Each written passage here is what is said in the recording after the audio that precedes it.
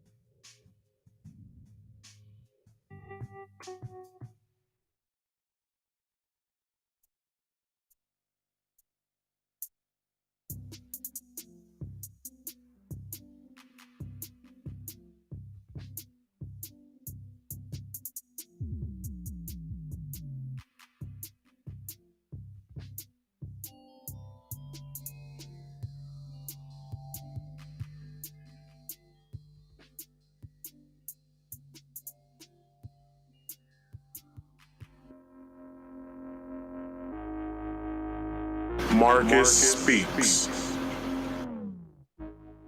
What's up, everybody? What's going on? Welcome to another episode of Marcus Speaks Live, the very podcast that gives you trending topics and all kinds of other random stuff. I want to welcome y'all by giving y'all a round of applause.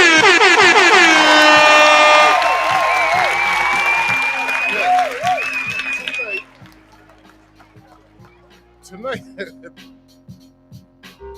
so tonight, right? This stream has taken several turns. Like, it's taken so many turns.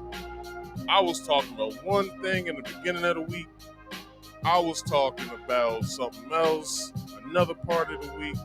And then once another topic came up, because to be honest, this stream today was only going to be probably about 30 minutes.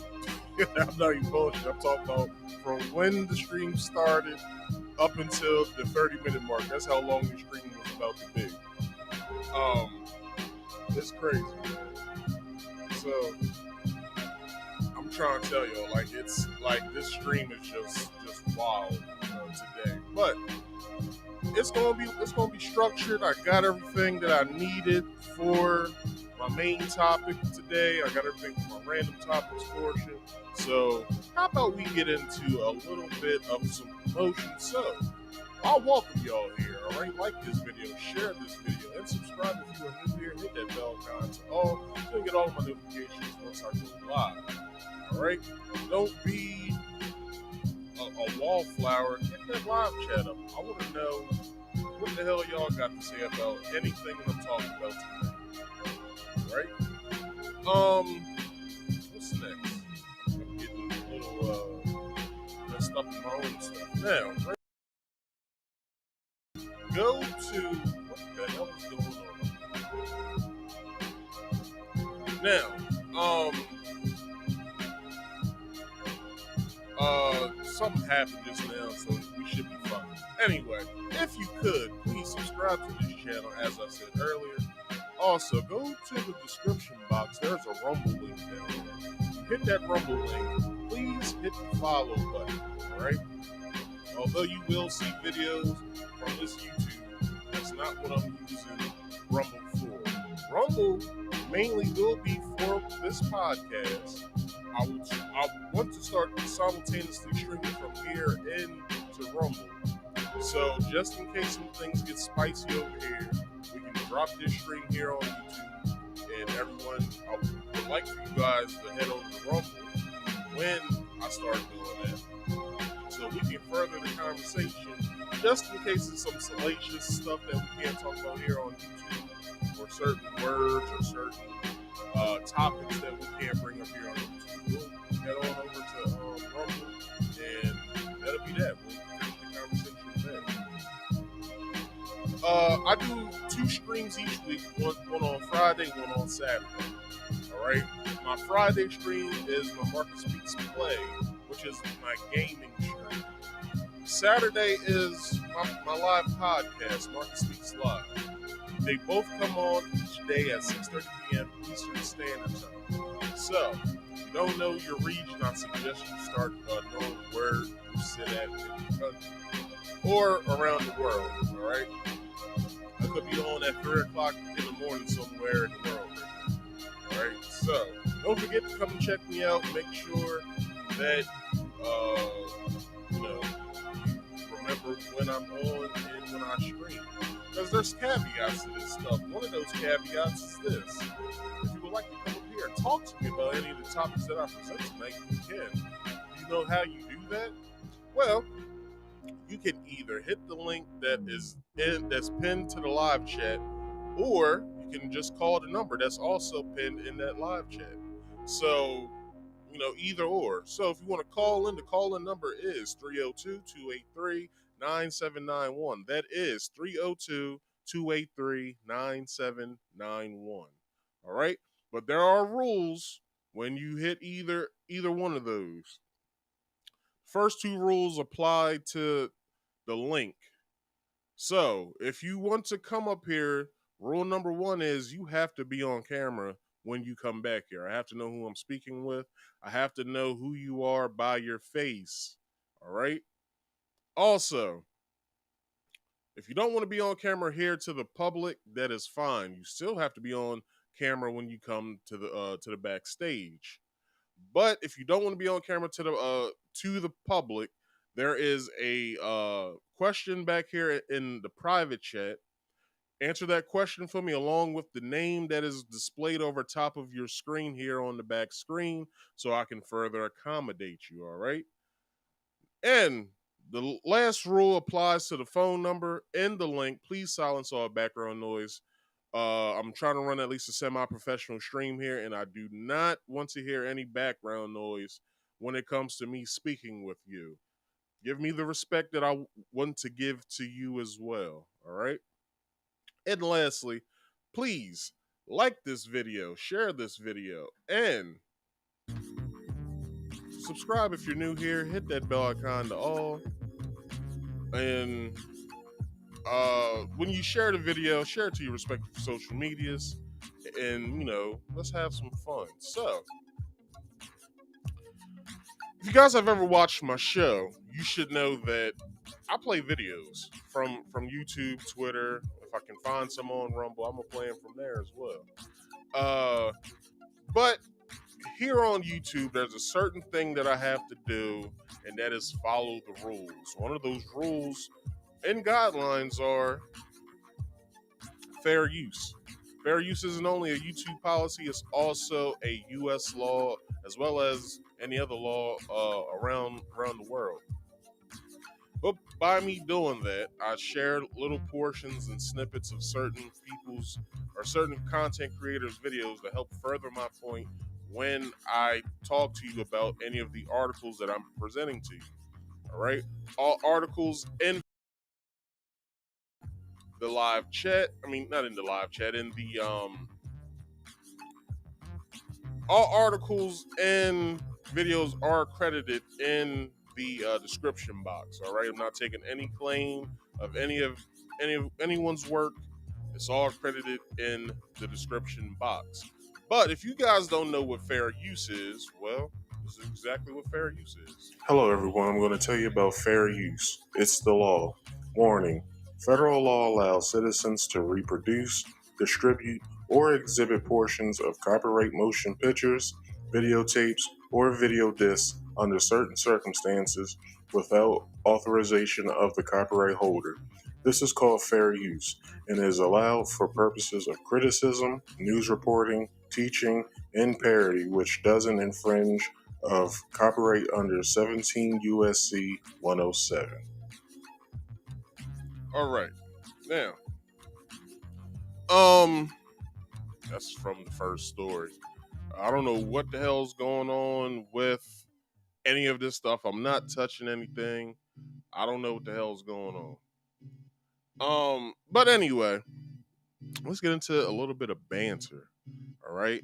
So, I don't know if you guys have seen this video that's floating around Twitter right now. It is of a young lady arguing with her boyfriend or a man that she's talking to or with, not sure. But the conversation that they were having was very intriguing, and it piqued my my interest of wanting to talk about it. So what I'm going to present to you right now is this here video of this young lady arguing with her, let's say, boyfriend about not taking her out. So here we go. Keep your word, right? I do keep my word. You do not keep your how do word. I, if I didn't keep my word, why would, if I didn't keep my word, how would I keep it? If you don't have it, just say you don't have it. I absolutely have it. Actually tell me and have me expect maybe, okay, I don't have it, I'm gonna put something cute for her, she might like it. No, but you have to come over here expecting we're going somewhere, and we're not actually going. I don't like that. I don't. I can have you do more for me than what you want to be. No. Well, guess what? Guess what? You're with me right now, okay? I'm with you right now. Yes, we're on a date right now. Exactly. They didn't make the cut, and I did. I'm with you right They now. must have not did something right. To me. I didn't lie to you about anything. Yes, you did. No, I didn't. You told me we was going to the Capitol Grill. And we will go to the Capitol Grill, but I decided to cook for you this time. I need you to stick by your word. I do. You're not. I always stick by my word. No, you're not. No, you are not. You were just over here complaining. You haven't even had one bite of this food. I don't want to have You haven't even taken one bite out of it. I expected to have. Wow. I expected more. You shouldn't be expecting stuff so early on. You shouldn't be lying to me so early. I didn't lie. You shouldn't be lying to me so early. I didn't lie about anything. I'm here for a reason, right? This is the second day. I'm here for a reason, right? Yeah, right? because you want to be here. I expected to go to the Capitol, the grill. Okay, I want to go out. I want to stay in. Okay, you should have told me that. You should communicate. I communicated like with you. Men too, like these y'all exactly. don't communicate. Y'all want to say too much, y'all don't. I can really not take you where I need to go for. Well, why don't you go with them then? Okay. Why don't you go with them? You're right. Since they are so much better, then why don't you go with them? Better. It's about stack and you keeping the zero. I kept it. This is my house. I own this house. Okay. Yes, I own this house. Congratulations. Yes. I decided to own the house. You can keep your word too. I absolutely. Like you signed the lease. You are ungrateful. You are ungrateful. I'm not ungrateful. Grateful. You are a liar. I didn't lie. Now I don't know why it's like skipping. It wasn't doing this for me earlier. We're at 158. I'll refresh it and then I'll start it from 158. So let me turn the sound on. So that means what? I'm not ungrateful. You're ungrateful. You are a liar. You are ungrateful. I didn't lie. I ain't lie about nothing. You're ungrateful. You're false. You probably forget it. Just you know what? Yeah, just forget it. Just give me my food back. Yeah, give me my food back. I will cook it for another woman. That she'll be appreciative because you know what? You ain't the woman for me. Right. I'm gonna have to phone. Yeah. You do that. You do that. All right. Now, let's unpack this shit right here. Now, Jesus Christ, what the hell is going on with this? All right, I don't know what's gonna happen. I'm gonna refresh this page as well, so give me a second.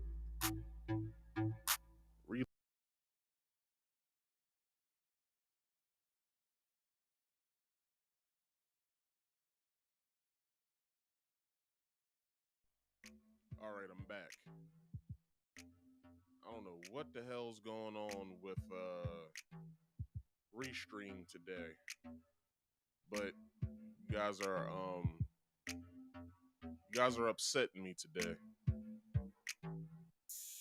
Anyway, let's get back into what I was saying. So let's unpack this. All right, let's unpack the whole argument. So I don't know how old they are. Let's say that the guy is somewhere in his early 30s, the girl's somewhere in her mid to late 20s. Let's just say that, all right, just to paint a picture. So the guy chose, instead of taking her out, he wanted to be romantic. I don't know what was in them wine glasses. It looked like some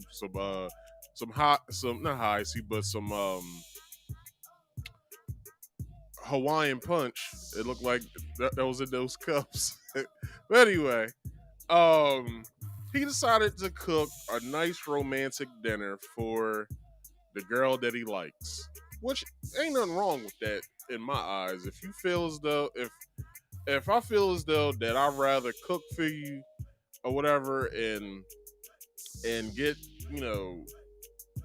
you more familiar with how I feel about you when it comes through me displaying affection to you in those types of ways.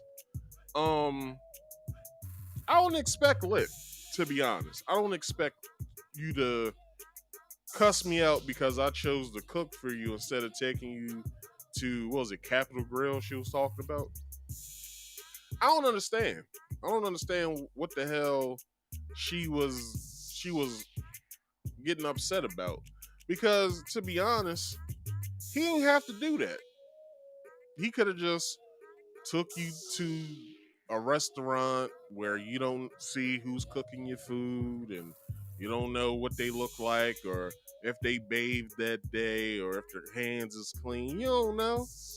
That, that's the reason why I don't go out and eat most times because depending on where you go, you don't know what people's hygiene is like.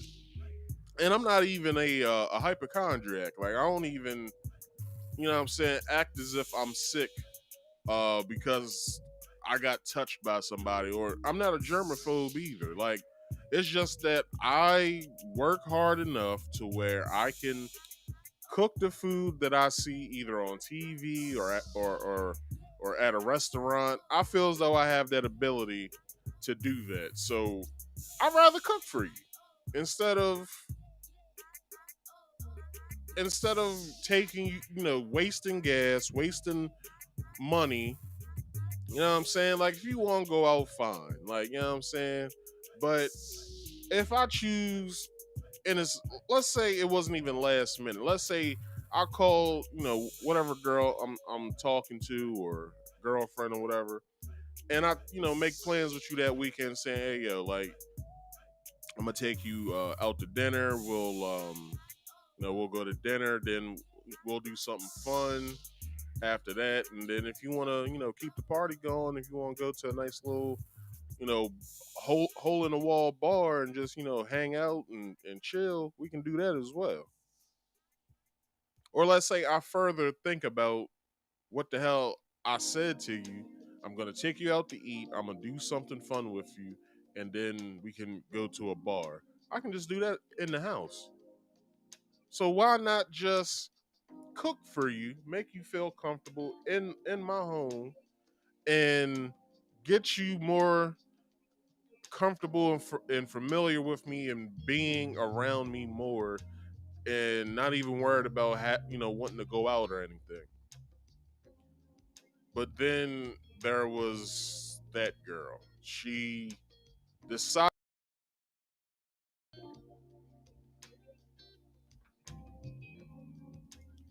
I don't know what's going on with this stream tonight.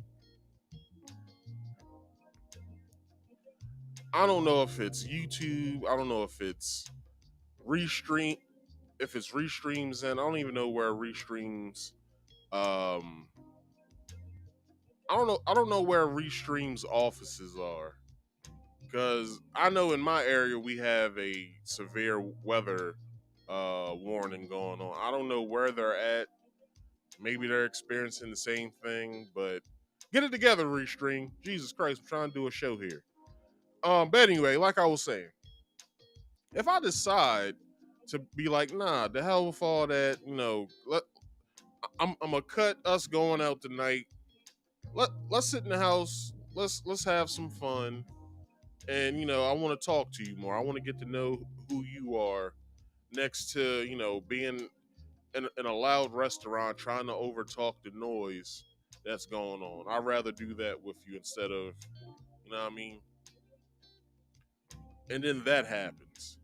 She trips out because I'd rather keep, not keep you in the house, but I'd rather have us stay home. We play a fun board game or something that I got, or video games, or we'll play 21 questions or something or whatever. The further get to know you, you know what I'm saying? Or if you're already together, spend some quality time with you. But you rather fight me because I decide to stay in the house with you and have fun instead of having to get dressed, having to either, if I don't already have gas the car up, take you to dinner, then run you across town to, I don't know, a bowling alley or whatever the hell, to have fun, or some putt golf, run you clear across town after having dinner, and then run across town again to take you out to get drinks. And then we gotta go way back cross town just so I can get either you back home or take us back to my house. Why the fuck would I do that? I am a you know, I work 40 hours a week, if not more.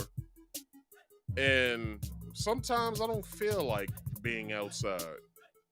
So it's like, why? Like, no, let's chill in the house. You know what I mean? I made us some New York strip steaks.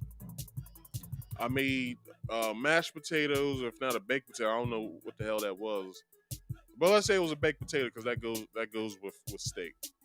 I made you the steak the way that you liked it, medium rare. I made mine's the way I like it, well done.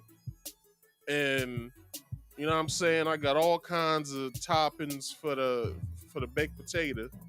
You know what I'm saying? I got the sour cream, I got the cut chives, I got the nice garlic butter to go with it, and I got broccoli on the side. That I drizzled some what type of sauce do I usually make for my broccoli? A lemon butter sauce. So I'm pulling out all the stops to impress you. This to show you, look, I can cook. Like, you know what I'm saying? We don't really have to always be out all the time. Like, we can eat here, then we can probably go and do some putt-putt golf or bowling or whatever, and then we can go and get drinks. You know, I'll cook for you here. But no, you rather have me spend up to $200 at an establishment that I don't respect, and then, I mean, have my steak, have the waitress look at me funny because I'm asking for a well done steak, and she's telling me that the chef doesn't prepare steaks well done, and I gotta argue with this bitch and tell her, look, I don't eat steaks medium rare or rare or whatever. No, I don't like my steak like that. I want it to be cooked all the way through. I don't want to see any pink. But then, you know, I got to do that. And then, the way she was acting, she probably would have tried to fight the damn girl, the damn wait.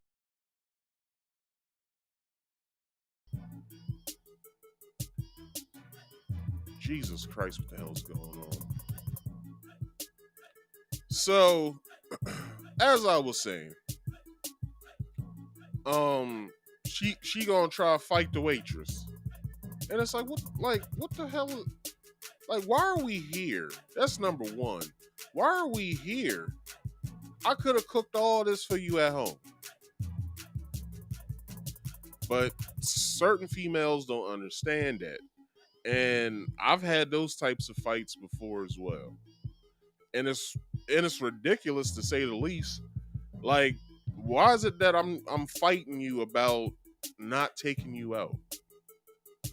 Like, that doesn't make any sense. Like, why is it that I'm sitting here having a full-blown discussion about you don't ever take me out anymore? Like, it's only been 2 weeks. Like, what are you talking about? Well, you haven't took me out in 2 weeks. It's like, I gotta take you out every goddamn weekend? Like, we can't just sit in the house in our jammies or in some sweats and just watch TV or a movie or something, or watch a marathon on Netflix or Hulu or something like that, or catch up on The Mandalorian or something like that. Like, we can't do that. Why we gotta be around a whole bunch of motherfuckers all the damn time? And I'll be 35 this year, and like, my tolerance of being around a whole bunch of people all at once, I don't want to deal with that like that no more. Like, if it's a special occasion, then I swallow my pride. I'm like, all right, the hell with it. I'll go out. But if I have the choice not to, I'm like, nah, I'm not going out. I'm chilling in the house tonight. The hell's wrong with y'all?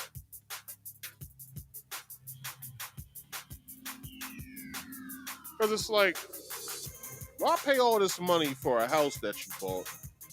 Why pay rent every week? Every month. If you want to be away from the very place of which you paid for it, makes no sense to me. Like, why buy a big ass mansion just so you can take vacations in Dubai?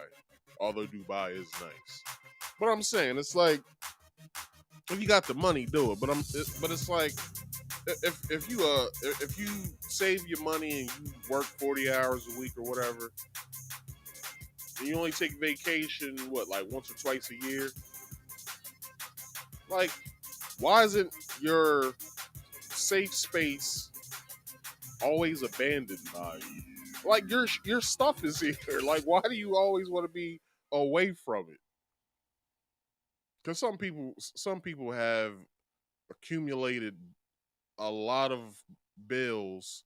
That's probably the reason why that they don't want to be at their house, because that $300 electric bill sitting by the door, that $200 car note is sitting there, or $500 car note sitting there.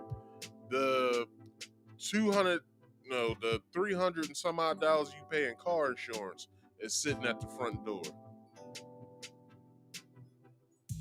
And you got enough to pay it, but you don't want to pay it for the simple fact is you want to go out and have fun. Makes no damn sense. But anyway, people, that was the banter portion of the show. I have a great show lined up for you tonight. I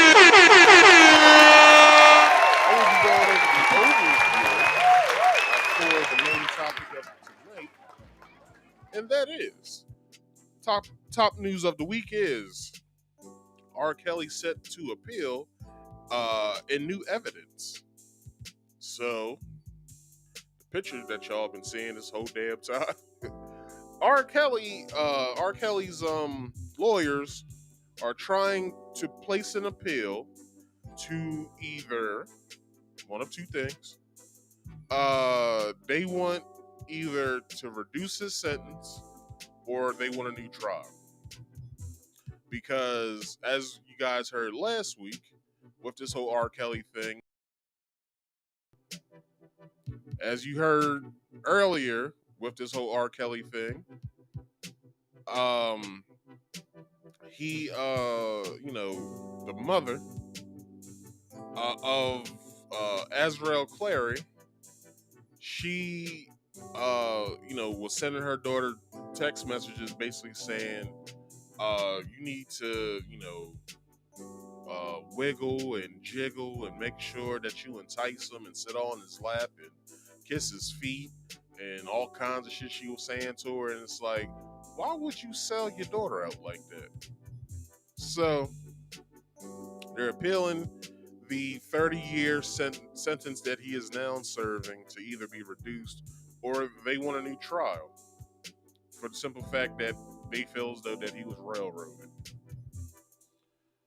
So, getting into today's festivities, I do have a video planned for you guys to hear, and it goes a little something like this.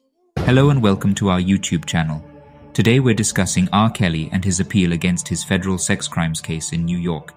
In 2021, he was found guilty of 9 federal counts, including RICO charges related to sex crimes and human trafficking. In his appeal, R. Kelly's legal team argues that the government did not prove his guilt, despite a conviction on all counts. They have specific complaints about the jury and some of the evidence presented at the trial. His lawyers say that at least 4 jurors had prejudged his guilt, and 2 of them had watched the Surviving R. Kelly docuseries, which influenced their decision. R. Kelly's team also... Of which, that is bad. Because I brought up in another case that I had covered on the channel, the Derek Chauvin case, that was a juror number 60 something in the Derek Chauvin trial. I forgot his number, but he was at the protests in Minnesota, and he did share a bias of what he feels as though should happen to Derek Chauvin. So I covered that and I said how, in any court case, you can't have people who have biases for the simple fact that they're going to go off of their bias. They're not going to be fair. They're going to be very, they're going to stand strong on their beliefs of what they believe should happen to the defendant, which isn't fair. Of which, with the whole R. Kelly thing, you had the Surviving R. Kelly documentaries that came out, or docuseries that came out. You had, You had, countless articles being written about the docuseries. You had countless people here on YouTube. You had countless people in mainstream media news. You had, people, radio personalities talking about R. Kelly and what they feel as though should happen to him. Now, before we continue, I, myself, Marcus, in Marcus Speaks channel, is in no way, shape, or form an R. Kelly apologist, a R. Kelly supporter, nor am I an R. Kelly stan. All right? My beliefs are, if the man did the shit, he should stay his ass in jail. But if he was railroaded in a United States court of law, he should have a retrial. All right, a fair and speedy trial, as it says in the Constitution. Or is it the preamble? I can't remember which one. But anyway,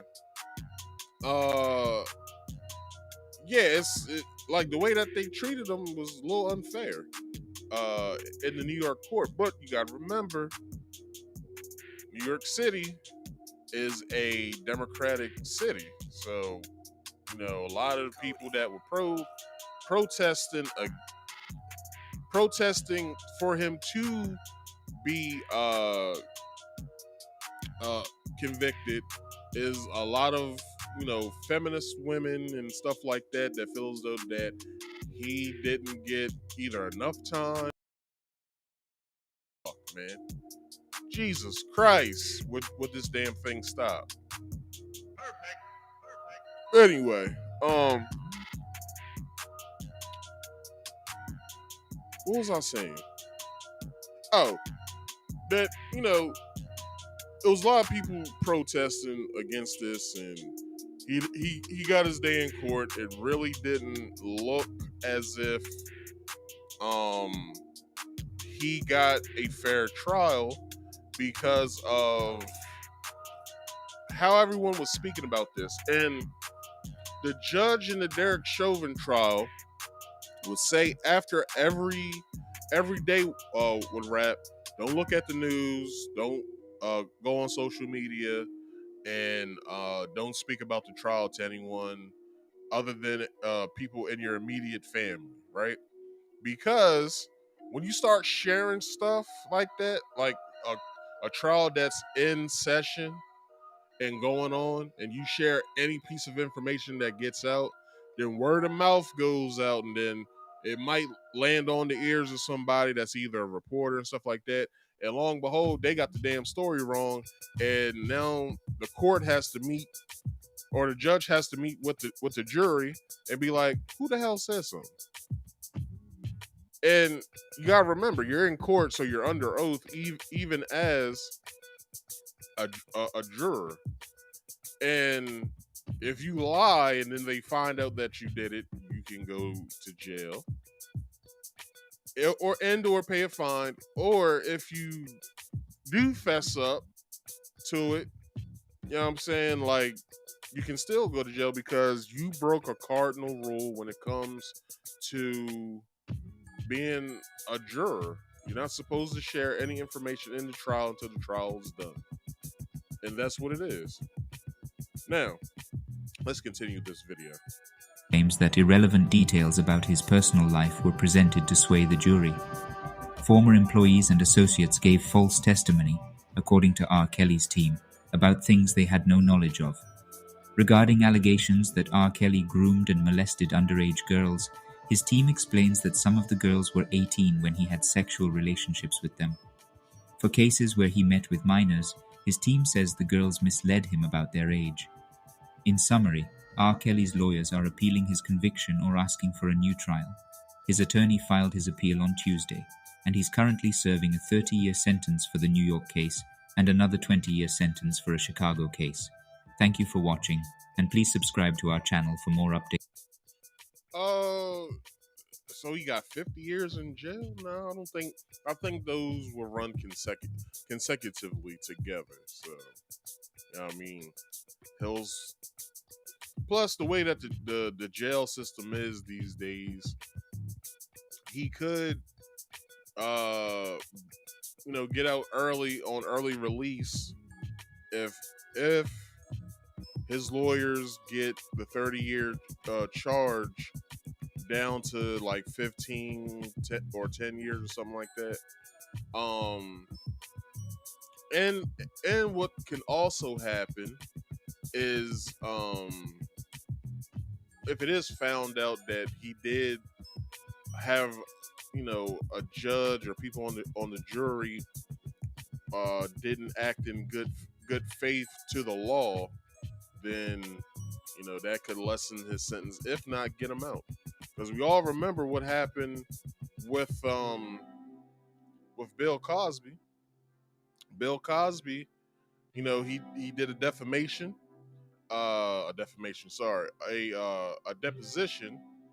and he told the attorney, the state's attorney, or the district attorney, sorry, that he did some of the things that is being spoke of in the news and stuff like that, and it wasn't happening in the way that it was presented. He either did this, that, whatever. So after that, they told him, none of this that you told to us would be entered into anything when it comes to a lawsuit or anything. So you're fine from here, blah, blah, blah, blah. But that was one DA's not plight, but his statements to Bill Cosby. When the other person came in, the next DA after that guy, he rode on, yeah, I'm going to get Bill Cosby locked up, right? And it's like, wow, why? Like, why would you do that? I know what's happening. I know exactly what's happening. Let's pause. Pause that for 2 hours. I know what's happening. I got a my VPN, I forgot that it switches like between things. And I'm pausing it for now because maybe that's the reason why it's doing that. So hopefully when I get to hopefully that works. So please bear with me. But when the next DA came in, he ran on when he was being elected that he was going to get Bill Cosby locked up, right? So trial comes, and Bill Cosby was railroaded. Now, to be honest, I'm a little biased when it comes to Bill Cosby. So I would say this. Let's see.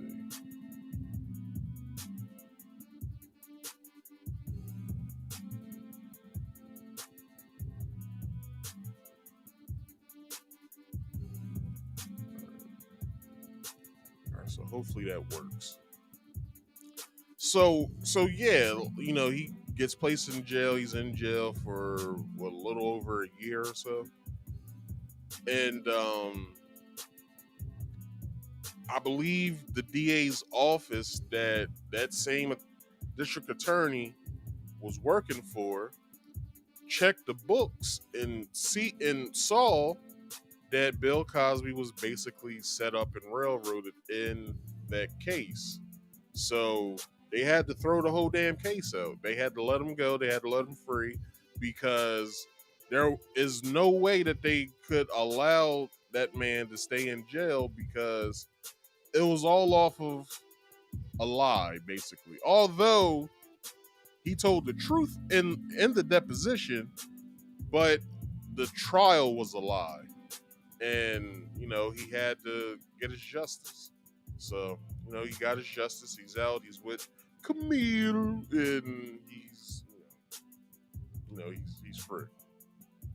Anyway, let's get into this article. So I got this article from CNN.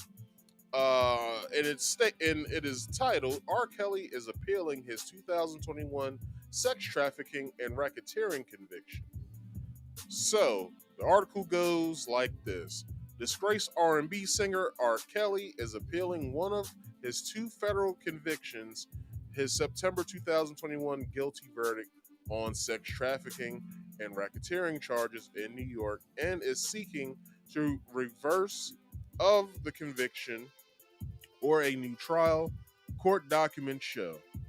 In a brief filed Wednesday, the singer's attorney argued at least four seated jurors in the New York case were all familiar with the sex trafficking accusations raised against R. Kelly before trial, with some having seen a documentary series about him.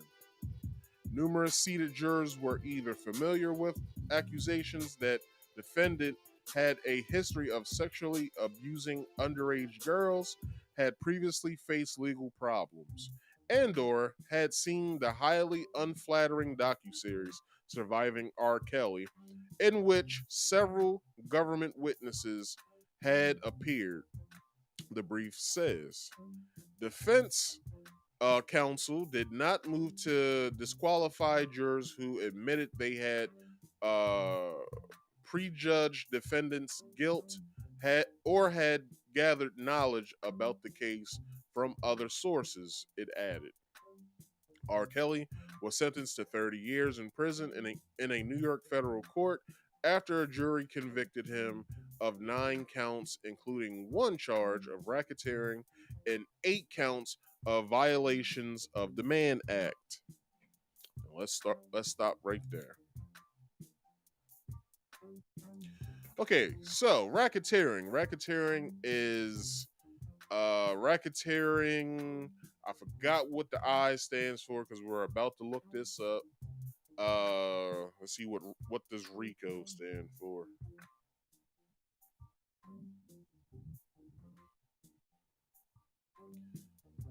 So let's see.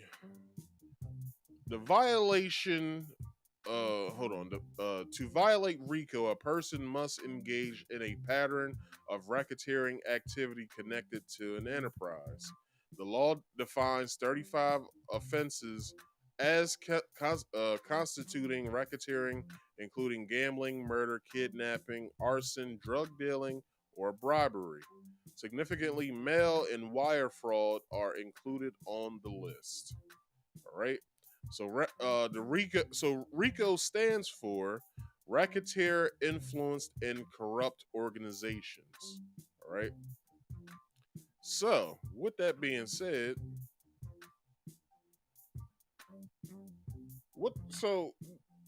this is what I have to say, and a lot of people have said this before. Okay, a criminal enterprise basically was on trial because you gotta remember, R. Kelly isn't just himself; he's also a brand and or employer because he has a team.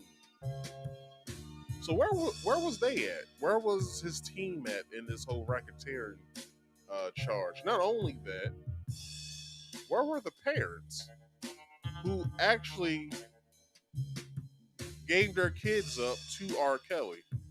Because you gotta remember, last week when I spoke about the mother of R.KELLY sending her text messages about what to do to R. Kelly once she meets him, sing 3 songs, make sure you shimmy wiggle, you entice him, touch his hand, sit on his lap.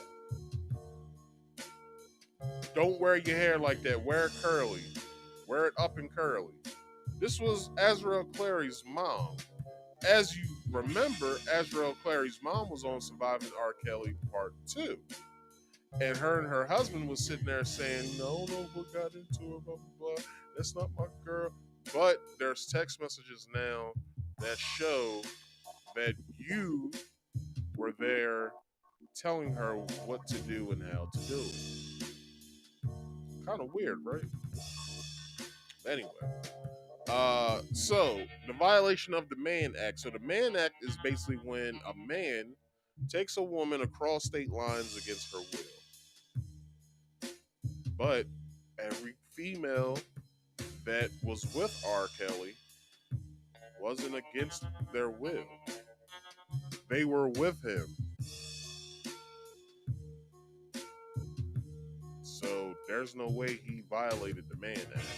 Which, with a lot of people, like myself, I didn't even know what the hell the Mann Act was until I read exactly what the Mann Act was when I covered this, either last year or the year of when he went to trial. Just weird. Anyway, let's continue. Let's see. A sex charge of racketeering and 8 counts of violation of the Mann. Hold on. A sex trafficking law. So that finished out the sentence, which that's what I should have did. So to read it over again, R. Kelly was sentenced to 30 years in prison in New York federal court after a jury convicted him of 9 counts, including 1 charge of racketeering and 8 counts of violation of the Mann Act, a sex trafficking law. All right, so continuing on, prosecutors from the Eastern District of New York, East New York, accused Kelly of using his status as a celebrity and a network of people at his disposal to target girls, boys, and young women for his sexual gratification. Let's see. But hold on. Let's unpack that too. Wasn't all those girls lying about their ages though? Like, we saw the accounts on Surviving R. Kelly. We don't have to sit here and speculate. We heard those girls. I wanted to meet R. Kelly. He was in my city. So, his bodyguard saw me and gave me R. Kelly's number, told me to call him later, blah blah blah blah. And I told him how I wanted to be a singer and all of this. And here's one thing I was talking to my cousin with earlier, because me and him started talking about this, because I was telling him how, he got this appeal going. So he was like, so you think he's going to get out? I said, I don't know. It's a possibility that he could, it's a possibility that he may not. But here's my thing. The whole time with the R. Kelly's Surviving R. Kelly docuseries, and everyone who interviewed all of those women, not near one of them asked, sing me a song. None of them did that. Because you gotta remember, all those girls was like, yeah, I wanted to be a singer, or whatever. I believe that I had the ability to sing. I believe that I was a good singer, and blah blah blah. Not near one of them people asked any of those victims, so-called victims, sing me a song. Because then we can prove, okay, she can sing. So maybe her story is true. But none of them asked. So how will we know if any of these girls could sing? Gotta remember, most of these girls were runaways. And they saw R. Kelly as a safe haven. Now, R. Kelly's being looked at as a safe haven for hoes. But, shit's crazy. Let's continue. Separately, R. Kelly earlier this year was sentenced to 20 years in prison in a Chicago federal courtroom following a 2022 conviction of charges of child pornography and enticement of a minor. In their brief filed in the New York case this week, R. Kelly's attorneys describe his federal racketeering charge as absurdly remote, saying it aimed to prosecute him for alleged misdeeds going back decades without is that pesky statutes of limitation obstacles. The federal statute under which R. Kelly was charged requires proof of an ongoing criminal enterprise, of which they never at all once in that trial stated that he had an active criminal enterprise. That's the whole reason why we have the RICO Act. It was made for the mob, the Italian mob, to you have all this organized crime going on. Nobody's paying taxes, and a lot of people are being killed. So we need to create, and this is the United States doing this, we need to create a law that will not only round up the head guys, but also their goons as well. Because even if you're just a bookie in the criminal enterprise, you get the charge as well. And they did it. They found a way to do it. And the mob went down back in the 80s. Which I believe the RICO charge was made way before then. But in the 1980s in New York, the Italian mob went down. All those mafia families all went down. Now, is the Italian mob still going? I'm pretty sure that they are, but they probably found other means to do their business. So, just saying. Now, the federal statute under which R. Kelly was charged requires proof of an ongoing criminal enterprise. His attorneys allege the prosecution failed to show there was a collective of individuals who shared any common purpose other than to promote R. Kelly's music. The government brought a racketeering prosecution against defendant not to remedy widespread criminal activity of an enterprise, but to punish one man whose alleged crimes could no longer be prosecuted by state and local agencies, the brief says. The attorneys also argue prosecutors swapped the jury, with excessive other bad act evidence that should not have been allowed in the trial, including medical documentation, the detail R. Kelly's R. Kelly's contractions and transmission of sexual transmitted diseases, his alleged mistreatment of employees, audio in which he alleged both verbally and physically assaulted his girlfriend, which they allege was unrelated to the case, and audio and video recordings of this conduct, which women and men, some of whom never testified. After R. Kelly's sentencing, the government seized nearly $28,000 from his trust account.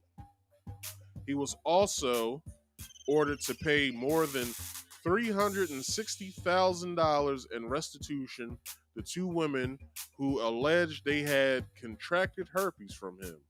The singer's attorneys are also seeking to vacate those orders and return the funds confiscated from his trust account. So what do we got? We got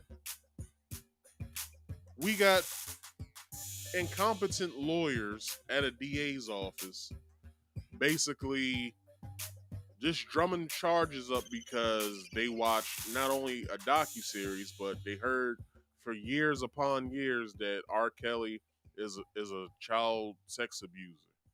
Now, we don't know if he is or if he isn't, but we all know the saying, you tell a lie long enough, it becomes the truth.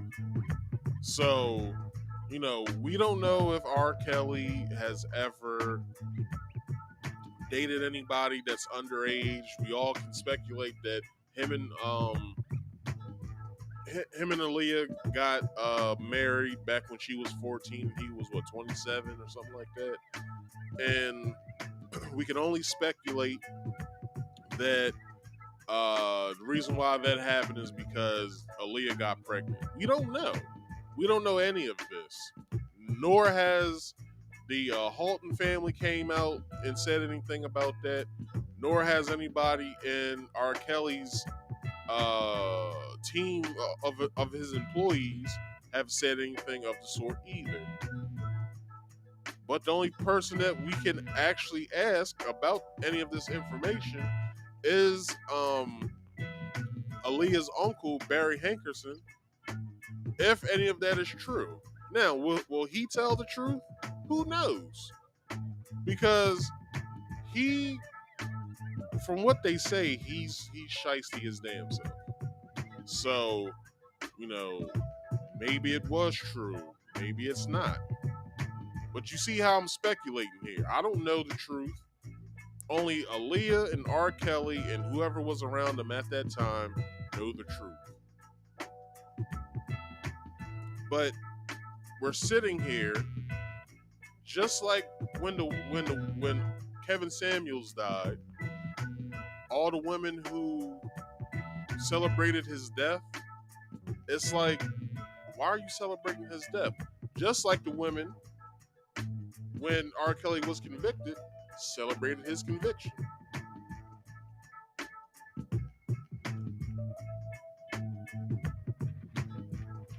It's too much going on. There's too much going on. We don't know. We're speculating. And we can't fully sit here and act as if we know everything. Because we don't. Now, is R. Kelly illiterate? Well, that came out as true. All right. Now, his brothers, or both of his brothers, and R. Kelly, I believe, stated that they were sexually abused by their sister, their older sister. Now, this is what we know when it comes to that.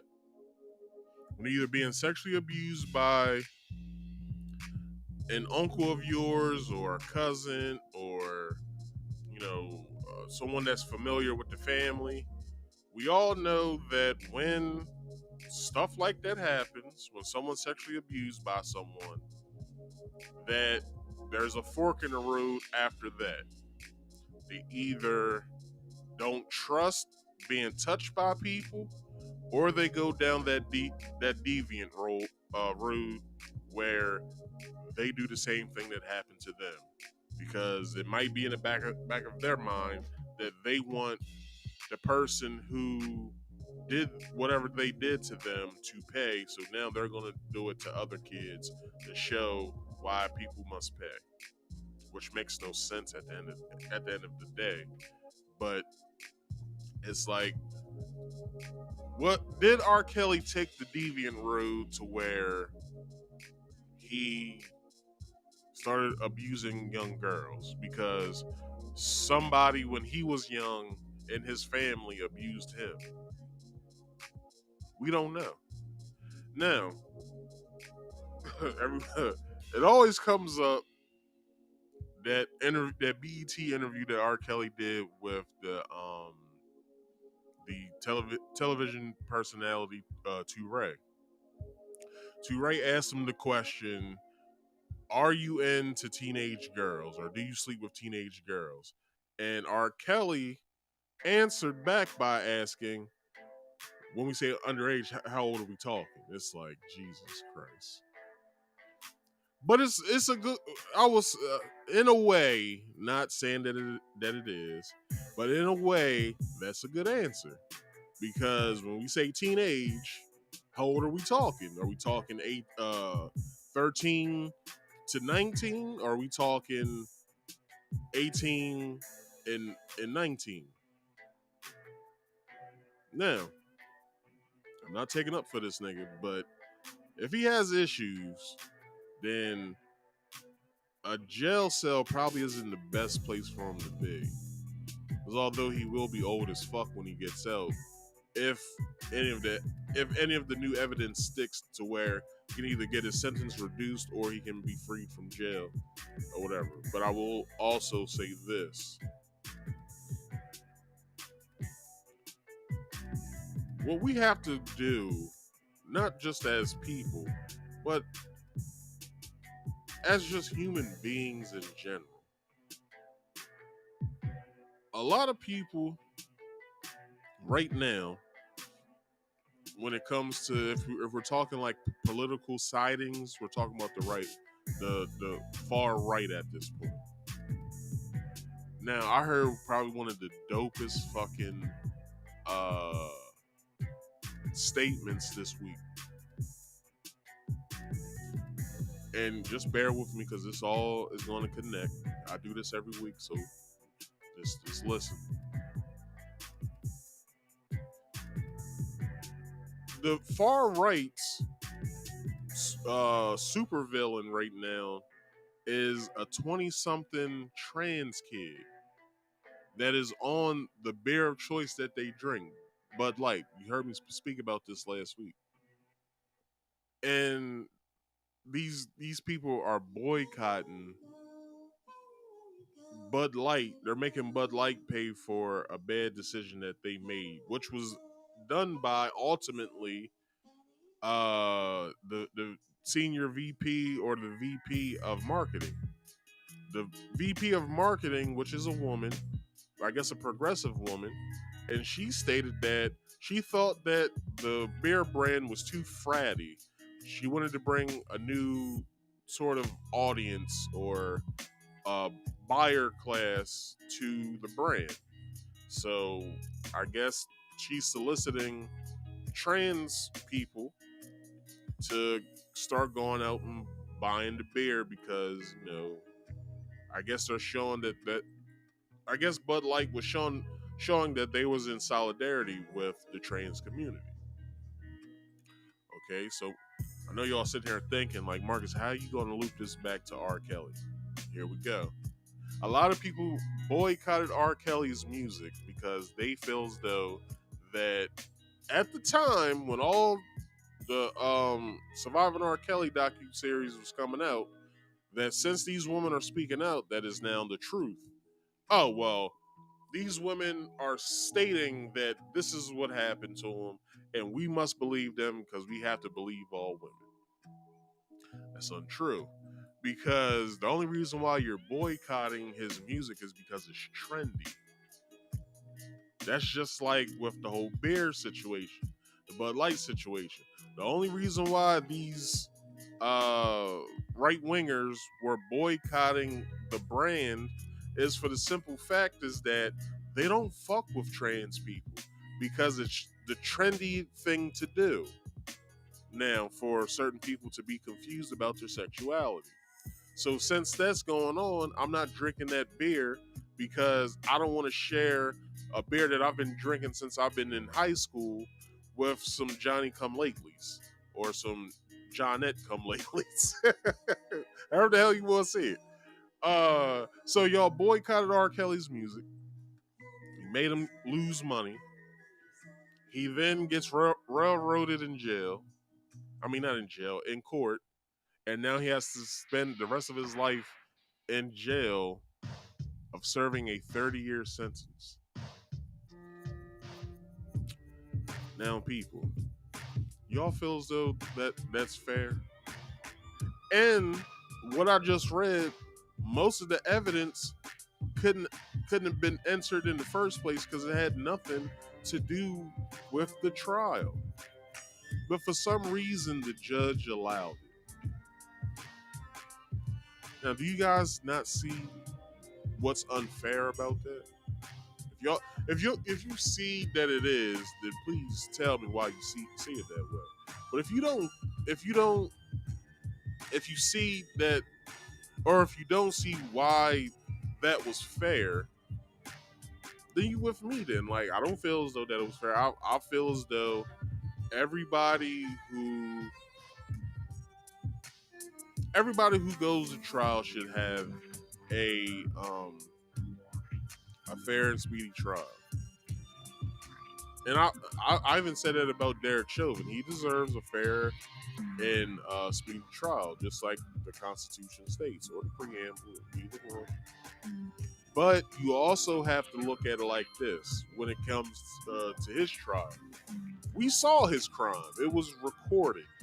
And the people who were there saw what was going on. So there was no way he could have gotten out of that. Because even his own police officers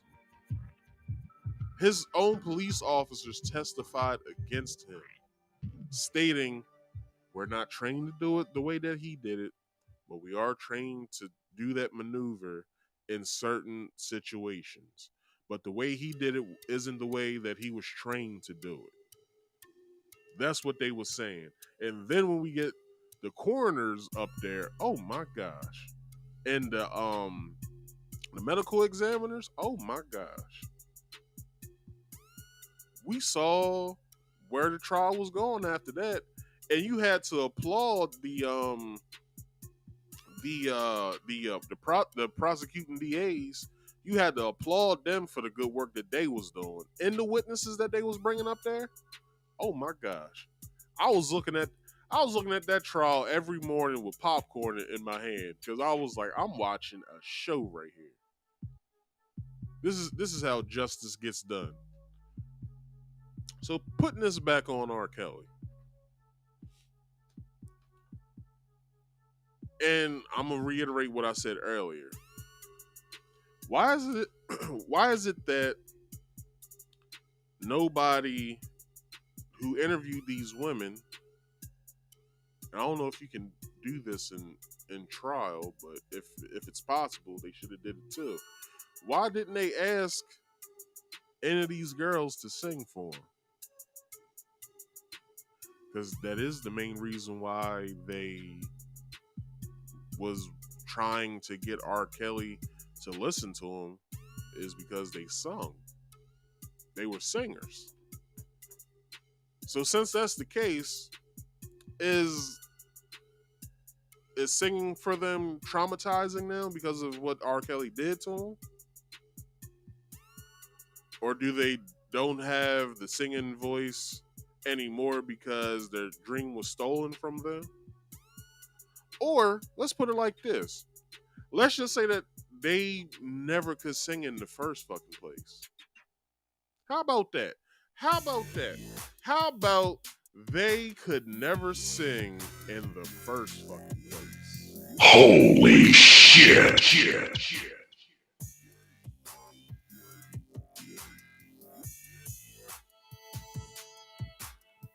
If I'm lying, I'm flying. None of these girls possibly could fucking sing in the first goddamn place.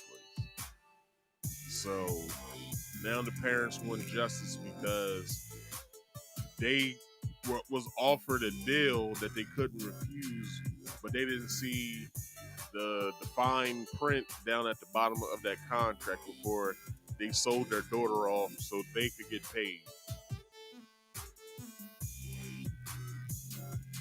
This shit is wild, yo.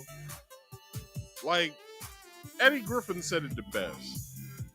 No black man in the entertainment space will ever leave clean. They got R. Kelly, they got Bill Cosby. They're now, which I will be getting into next, they now have Jonathan Majors. Who else? Michael B. Jordan's day's probably coming too. He's probably doing everything that he has to do though. He's probably returning favors. He's probably doing what he has to do as far as the business side goes of Hollywood. But the moment he gets tired of it, he slips the fuck up. Oh, they're coming after him too. Also, who else has been locked up? Let's take the late and great Kobe Bryant. What happened to Kobe Bryant?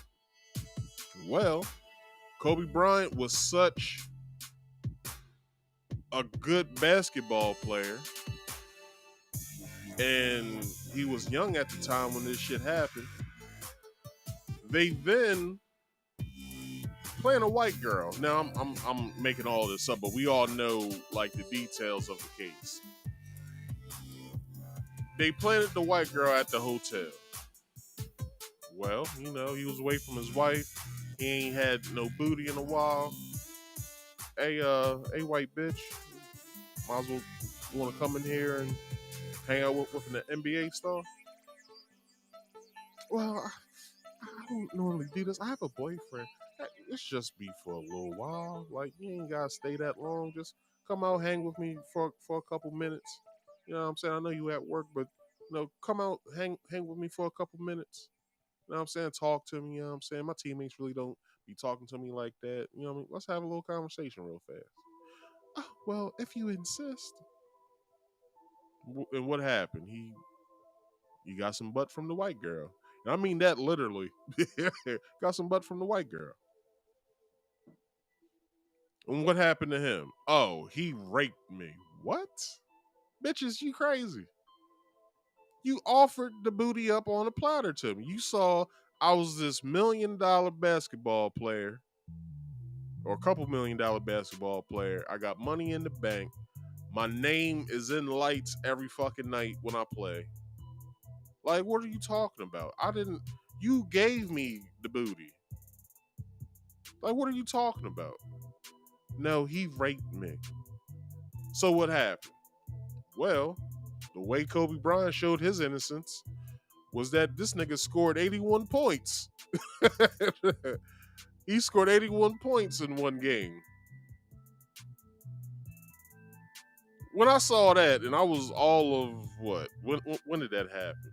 I was out of school at that time. Shit, yeah, I was out of school at that time. I was sitting there looking at that game when I used to watch basketball and football and stuff. I was looking at that game like this nigga's innocent. Like, like ain't no way he out here balling that goddamn hard. Now, who else have they railroaded in the black entertainment space? Well, let's look at Will Smith. Some people will say Will Smith did it to himself, but I see it differently. I see it like this. Look, nigga, ain't no fucking way I'm allow anybody to talk shit about my wife. I don't give a fuck what setting we're in. I don't give a fuck if we know each other or not.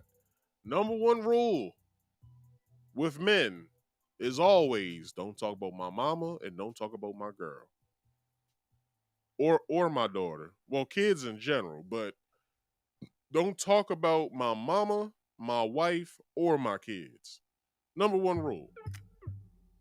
Well, as a comedian, you have to, push the envelope and, make things funny that you wouldn't think would be funny either way.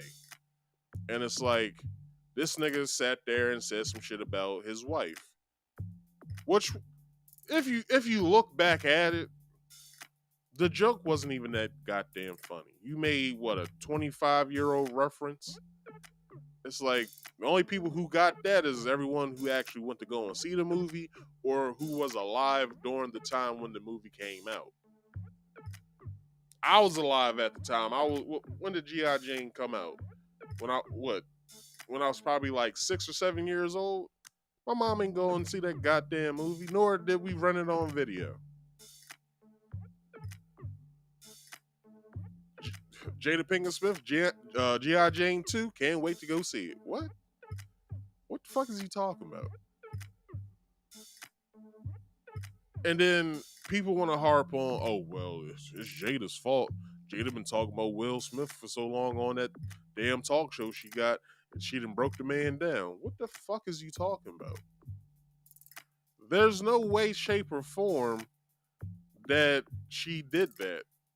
Like, the only way that you can look at it that way is, number one, you've never been married. Number two, we don't know the ins and outs of their marriage. Like, there's no way we can sit here and speculate that a woman destroyed a man because of what she talks about on her talk show. That makes entirely no sense. If that's the case, we can sit there and say, well, Jada would be the cause of why her kids are so weird. Now, I said her kids for a reason, because we got to look at it like this. Will Smith has 3 kids, all right? He has his oldest, Trey, which is Willard Smith III. That's where the Trey comes from. Then you have Jaden Smith. Then you have Willow. All right. Now, if you look at the dynamics of their upbringings when it comes to both, when it comes to both women, his first wife and his current wife. If you look at Trey's mom, and then you look at Jada Pinkett Smith, which is Jaden and Willow Smith's mother, if you look at the dynamics of how the kids act, you can see how they were raised. Now, if you look at Trey looks like a well-rounded kid. He played football. He went to college. He's a DJ now. You know what I'm saying? He doesn't want to be in the spotlight. He wants to do his own thing and chill out and not have to worry about none of this Hollywood shit. Then go over to the other kids. One kid's, the youngest out of the 3 is a pansexual. And then you got Jaden Smith, who's on stage, who knows if he was joking or not, saying that Tyler, the Creator, is his boyfriend. The fuck is going on? Now, I'm pretty sure Will told Jaden when he was little, nigga, we don't play around like that. Like, none of that bullshit, none of that gay shit. We won't play around like that. But that also goes into people's speculations of the Smith family being, what? Well, let's not even just say the Smith family. Let's just say just Will and Jada being swingers. Or Will being a bisexual man and also Jada being a bisexual woman. That's also a speculation that's out there. But, you know, a lot of our black entertainers, they don't get to leave this earth scot-free. Something has to be in a company with their name when it comes to legal matters. Now, with a lot of people, or a lot of these people, most of them do crimes. All Will Smith did was smack a motherfucker who talked shit about his wife. And he was the talk of Tinseltown for, what, a whole month and a half to 2 months? And then for it to reemerge again with Chris Rock's special coming out, and he's all the rave again. It's like what the fuck, yo? Like, what the hell's going on? So, to wrap this portion of the show up, I'd say this. R.KELLY deserves a fair trial when it comes to if he did do these crimes, because I don't know. If he did these crimes, he still deserves a fair trial to defend his innocence or his guilt, either or. So, you know, but if it does come out that he was, that this did happen to him, then I'd say that the charges should be reduced. He shouldn't be set free. But you gotta look at it like this. Most pedophiles only do like 5 to 7 years in jail. And I'm being dead ass serious about that.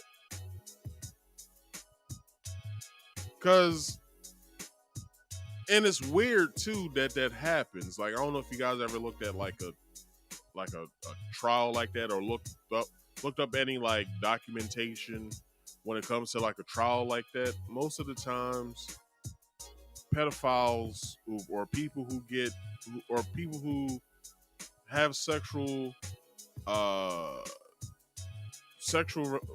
abuse kids or whatever, most of the time those people only get like 5 to 7, if not 8 years in jail, and then they're set free after that, as if they're rehabilitated from the crimes that they did to be set free to do them again.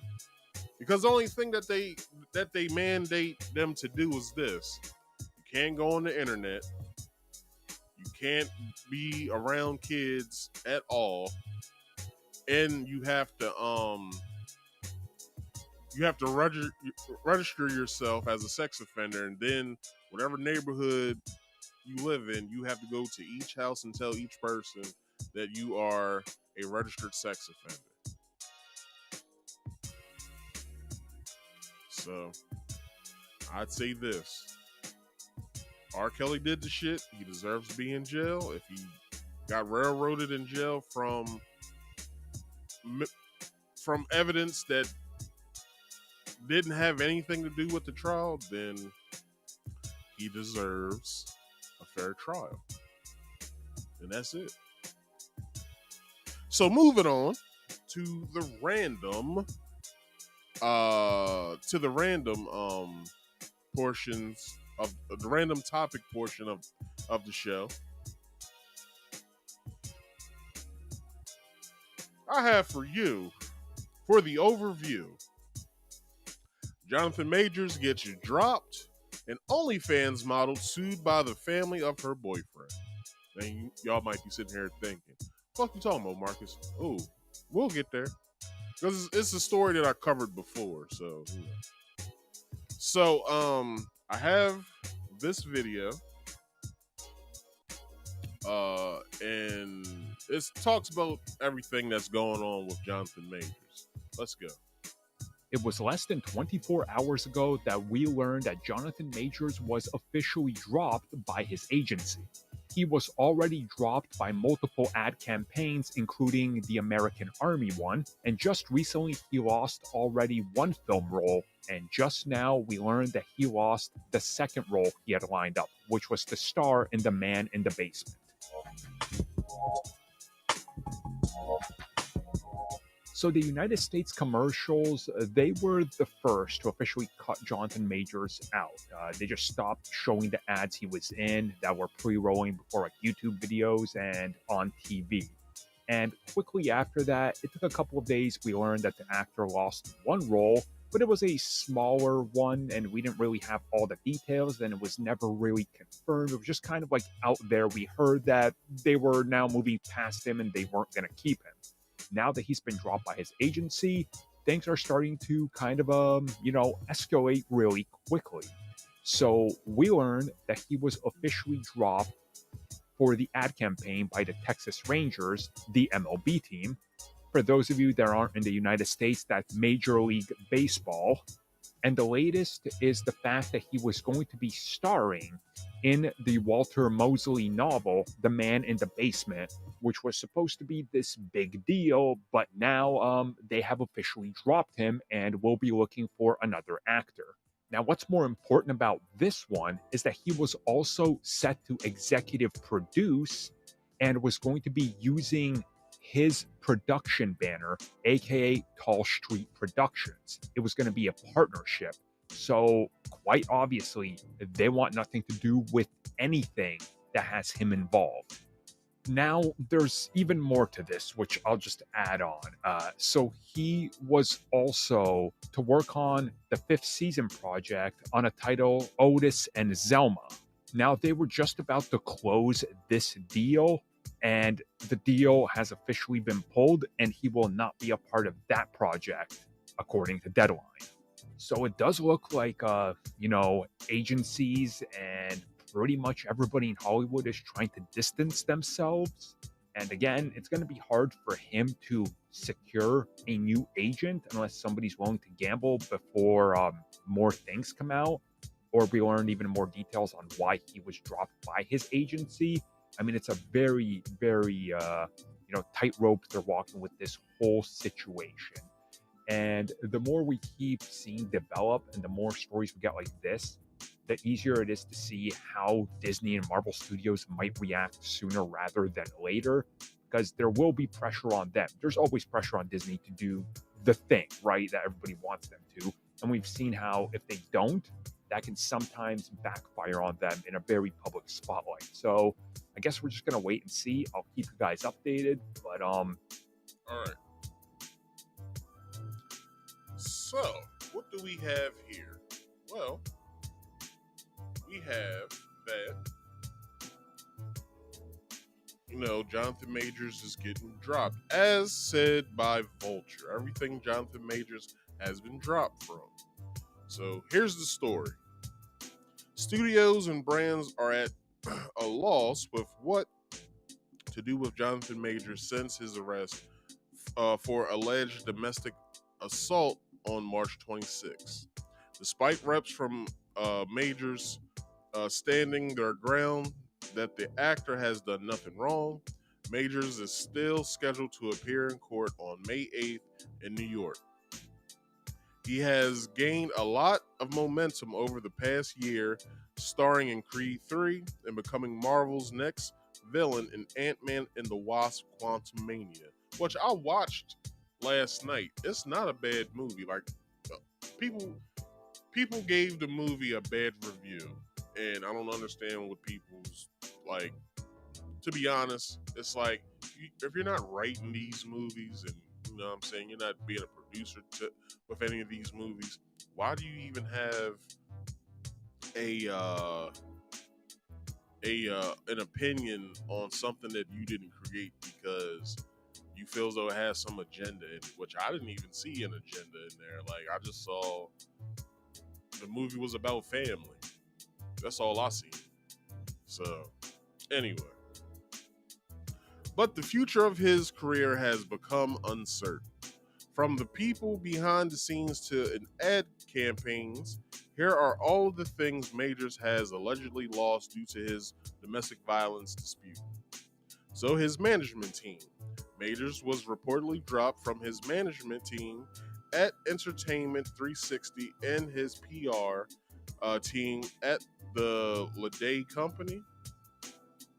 Vulture has reached out to both for statements. Majors continue to be represented by WME.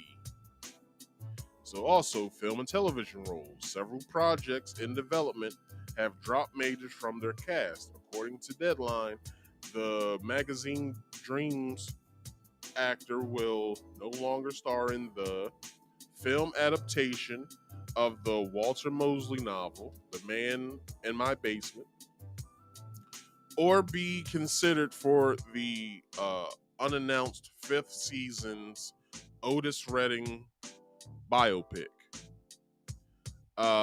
Otis and Zelma.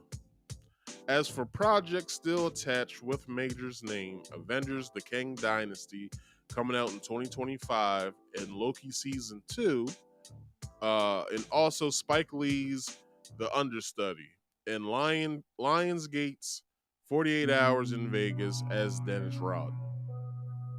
So here's some of the brand deals that he lost as well.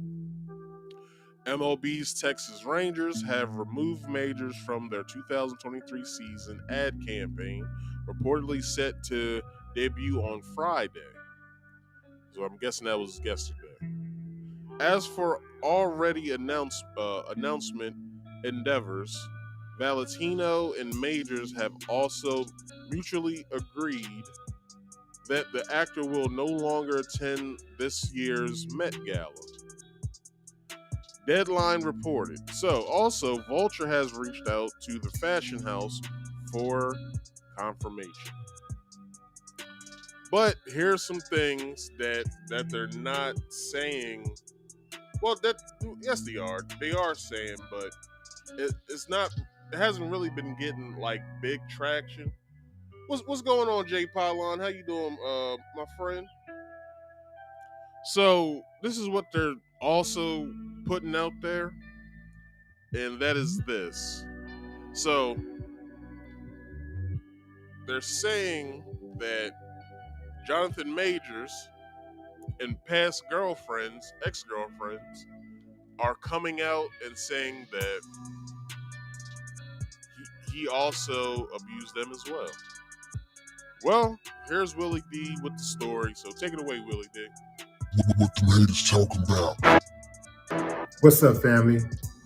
Actor Jonathan Majors says the man who was driving him and his now ex-girlfriend on the night of the alleged domestic incident will testify that he did not strike her, and there's video proof that she was not injured and went to the club afterwards.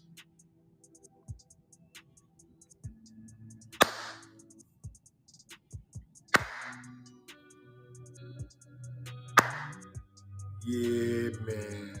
Jonathan's attorney filed documents on Wednesday in Manhattan, informing the court the driver witnessed what went down between Jonathan and the woman back in March.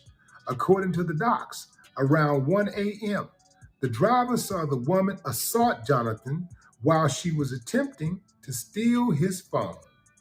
Further, the driver would testify that Jonathan never struck the alleged victim in any way at any time or even raised his voice.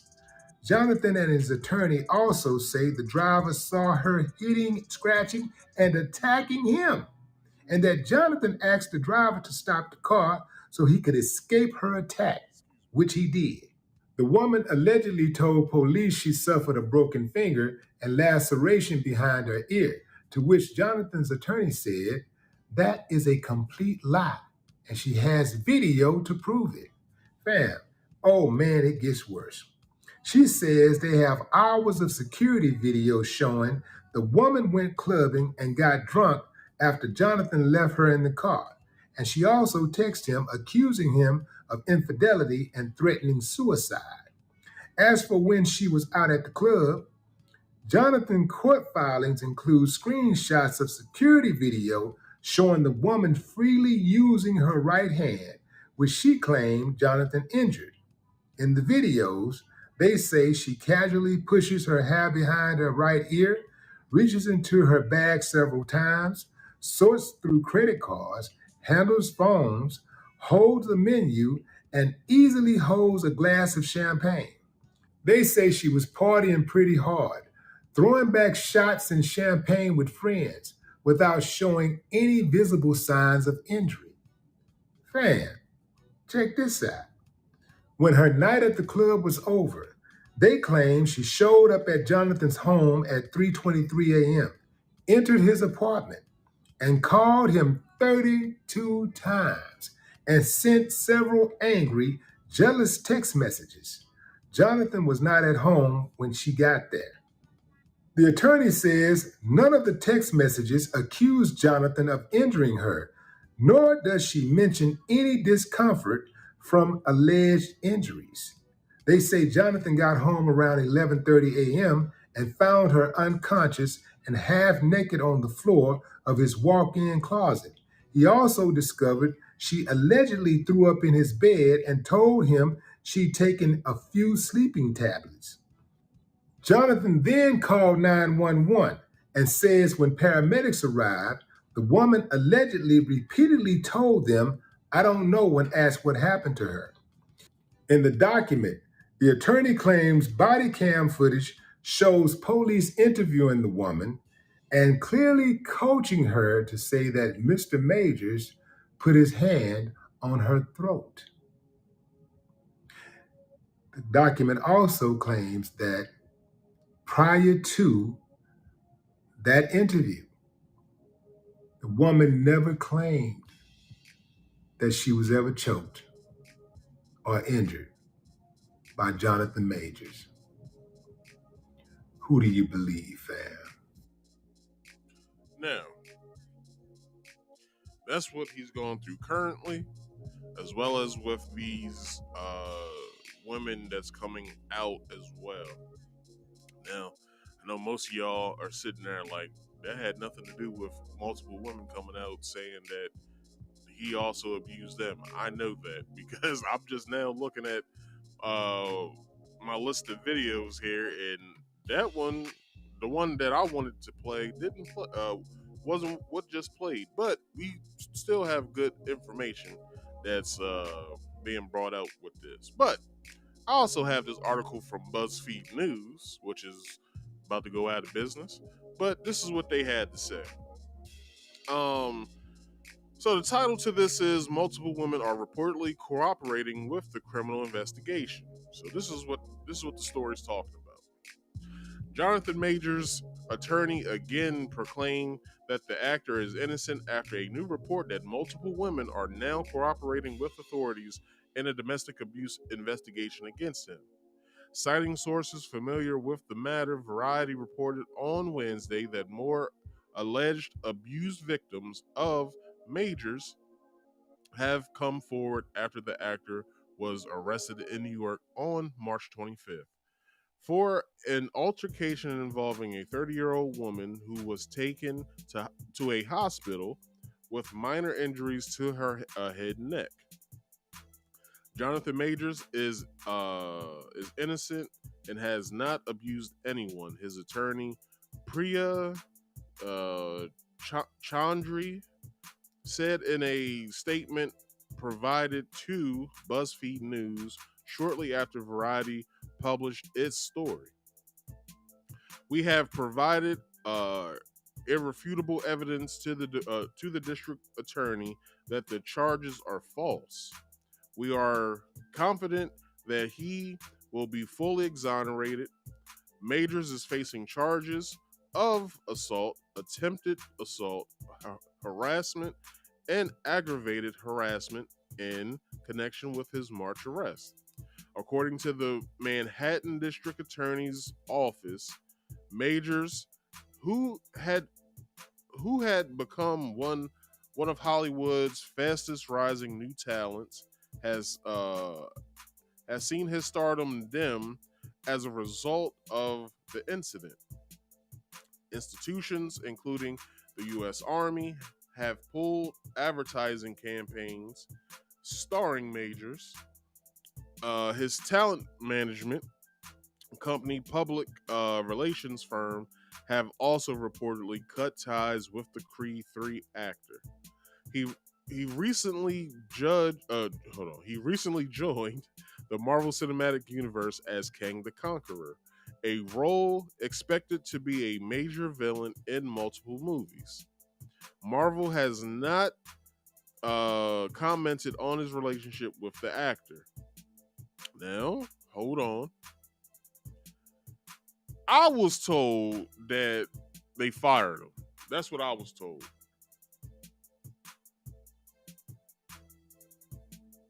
So now that could not be true, which, okay, cool. It's not true. But I don't know if they're like holding court right now, Disney, because, he's already signed on. He's already done 3 projects so far as Loki seasons 1 and 2, as well as Ant-Man and the Wasp. So he also has Kang Dynasty coming out. I don't know if he'll be a part of the Avengers, what's it called? Secret Wars. I'm not sure if he'll be a part of that. But he's a big villain. He's one of the biggest villains that's been a part of Marvel Comics right now. So it's like, if they do cut him, who are they going to make him, or who will they hire to play the Kang role? Because it'll look weird if they hire a white actor. But with this whole multiverse thing, maybe a white actor wouldn't be so weird because it would be a variant Kang of all the other variants that you see in the mid-credit scene of the of Ant-Man and the Wasp: Quantumania. If I spoiled that for y'all, the movie's been out since what? February?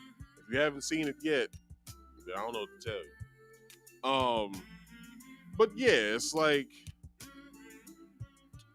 since Marvel hasn't said anything, and maybe they're debating if they should get rid of him, or maybe they just don't believe the allegations altogether, and they're like, man, we're not dropping this dude because he had some ridiculous fight with his girlfriend in a cab in New York. We're not getting into that. He's fine with us. He hasn't showed any sort of wrongdoing to us, so we don't care. All right. So if that's what Disney's saying, then cool beans for them. But if we see a different Kang in the Kang Dynasty movie, other than Jonathan Majors, because in that mid-credit scene, right? You see the Council of Kangs. You see all the Kangs. You see Arama Tut. You see Kang Prime, I believe it was. Immortus, and then you see all the other variants of Kangs, even alien versions of Kangs. And it's like, well, I guess they could, do,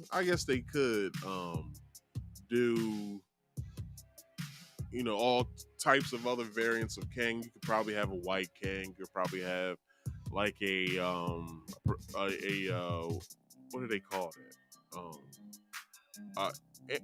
Anthropomorphized Kang, which could be like a lizard or a buffalo or a horse face Kang or whatever. The possibilities are endless with this whole multiverse thing that they're doing with the MCU right now. So who knows what might happen? Maybe they're looking at this as, they're probably having debates at Marvel like, well, to be honest, if we do drop them, it's not like it wouldn't make any sense for the simple fact that we've introduced variants, and we've in the Loki show, and we've also introduced the multiverse, which was also in the Loki show. So either way we spin it, if if we have even if we have a Latino Kang, like, no one would notice for the simple fact that we'll just say in the movie that's one of his variants. You know what I'm saying? So it's like, possibilities are endless with this whole multiverse thing, so who knows what's going on. Anyway, so it also states in previous statements, Chandri said that Majors is proverbially the victim and expected the charges to be dropped soon. The attorney also said that the alleged victim in the March 25th incident has taken back her allegations, which I also covered that as well. But in text messages released by Major's crisis publicist to exonerate him, the woman told the actor that police said they arrested him after seeing the injuries on her and learning that they fought, according to Variety. I know you have the best team and there's nothing to worry about. I just want you to know that I'm doing all I can on my end, the woman reportedly wrote to Majors. I also said to tell the judge to know that the origin of the 911 call was to do with me collapsing and passing out and your worry as my partner due to our communications prior. Majors was released from custody on his recognizance with a limited order of protection. He is expected to appear before a judge on May the 8th, 2023. So, with that being said, it's like we can only wait until May 8th and however long the trial. Well, it's a hearing, I believe. No, he went to his hearing already. So I guess this would be like a trial, maybe like a 2-week trial, maybe even a week trial, really, because it's just off of one incident, and then you got these other women coming up, basically stating that, yeah, you know, I didn't have anything to do with that. It was all me. Like, he didn't do anything. It's like maybe it'll go like that. He'll get off, and he can further enjoy the fruits of his labor, because the dude's only 33 years old, I believe. Like, he's only 33, so it's like, you know what I mean, he has the rest of his life. I never showed this picture too. He's 33 years old. He has the rest of his career ahead of him. This is just a bump in his newfound stardom, and you know, we have more to expect from him. So hopefully all of this gets exonerated. Hopefully all of this is just Hollywood fucking with him because he didn't return a favor, or he turned down a movie that they thought that he would have looked good in or something. Who knows what the hell's going on with all this. But moving on. Onlyfans model Courtney Clenney sued by the family of slain boyfriend. So if you guys have never heard me talk about this, I did a stream. I don't know if it was a main story or if it was like one of my side stories that I usually do, like this one. So the story goes that this lady and her boyfriend, this lady right here I'm about to show, and then you'll see a picture of her and him in the video I'm gonna play. So this OnlyFans model, basically the story goes that a neighbor said that he used to see them fight all the time. So since that was said, or whatever, he says that the neighbor says that he used to see them fight all the time in their apartment that is across the street from him. They live in the high rises in Miami. So, or they lived in the high rises in Miami. So, what he said basically was that he would see them fight all the time, and he saw them get physical with each other several times. And for some reason, this time around, Shorty took out a knife and stabbed this young man to death. It's wild because police was called, but they let this woman go like hours after they arrested her. After then investigating the house and seeing all the blood smears around the house or the apartment. And they let this woman go. But she has now been charged. Well, she hasn't been charged yet. Well, yeah, she has been charged. She just hasn't been sentenced yet. Because, to be honest, this is an open and shut case. Like, no one else was there in that apartment other than them two. And the whole reason why he got stabbed is because they got into another one of those arguments. And I don't know the ins and outs of their relationship or the story that well, but we just know that this white woman right here, killed this guy. And that's it. That's all we know. So, going to the video, that is the young brother right there. Here's what Law and Crime has to say. This has absolutely devastated Toby's entire family. His parents, his siblings, his cousins, his aunts, his uncles. I mean, this has just thrown a wrench into their entire lives. OnlyFans model Courtney Clenney now faces a civil lawsuit from the parents of the boyfriend she's accused of killing. I'm Anjanette Levy, and thanks for joining us here on Law and Crime. The parents of Christian Toby Abumseli have filed a wrongful death lawsuit against Courtney Clenney, the owners of the condominium complex where they lived, and the security company that provided security there. You may recall Clenney was charged last year with second-degree murder for stabbing Abumseli to death in their Florida condo in April of 2022. She claims that she acted in self-defense. The suit claims negligence on the part of First Service Residential, the One Paraiso Condominium Association, and Universal Security Services for failing to provide a safe environment and not properly training employees. Kim Wald represents Toby Abumseli's parents in the suit. If you own a piece of property, if you run a piece of property, if you run a business in Florida, you have duties that come along with that obligation of running a business.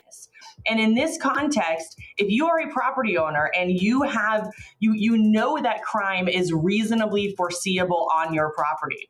And in this case, we have multiple instances, not only of criminal activity in general, but specific criminal activity between Ms. Clenney and Toby.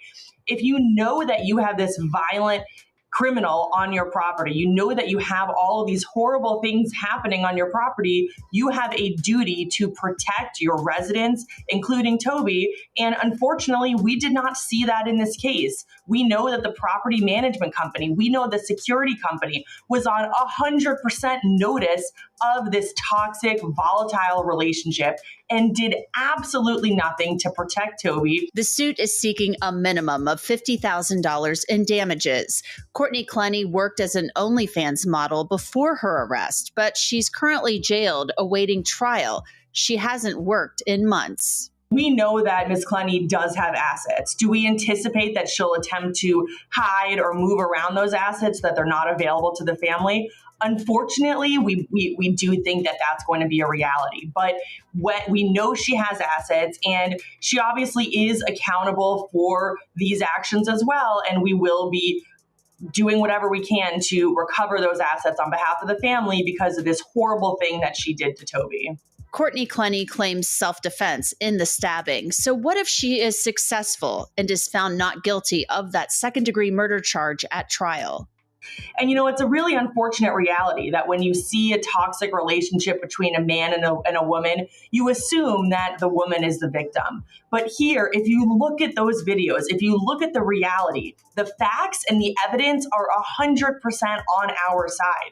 She was not the victim.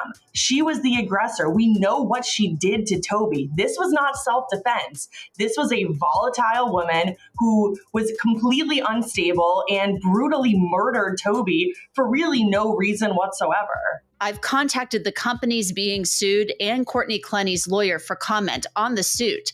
So far, I haven't heard back. For Law and Crime. All right, so that's the story. But I have more to that story because, we gotta dig deeper with this. So here we go. So this is from the New York Post, and again, the title is OnlyFans model Courtney Clenney sued by the family of slain boyfriend.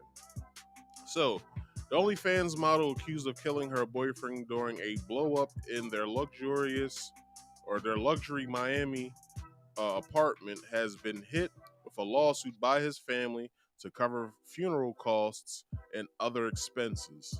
Courtney Clenney, 26, is charged with second-degree murder in the stabbing death of her boyfriend. Cryptocurrency trader Christian Abumseli, 28, in April 2022, has been sued by his estate over her alleged negligence. TMZ reported. Let's see. Hold on. Where am I at? TMZ reported Thursday. The civil lawsuit claims the family has accumulated heavy expenses from Christian's medical care and funeral. Also named in the suit are the owner of the building where the stabbing took place and the condo security team. The family is seeking to recoup the cost and unspecific damages to cover past and future mental suffering and the loss of his future support and services to his family. Courtney will defend this civil matter as vigorously as the pending criminal case. The suspect's attorney, Frank uh, Prieto, told TMZ. It is important to note that the plaintiff, estate of Obamacelli, filed suit against the security company, building management company, and the owners of the apartment that Courtney rented, he said. The state is seeking wrongful death damages in hopes of getting a huge payout because these companies have very high limits on their insurance policies.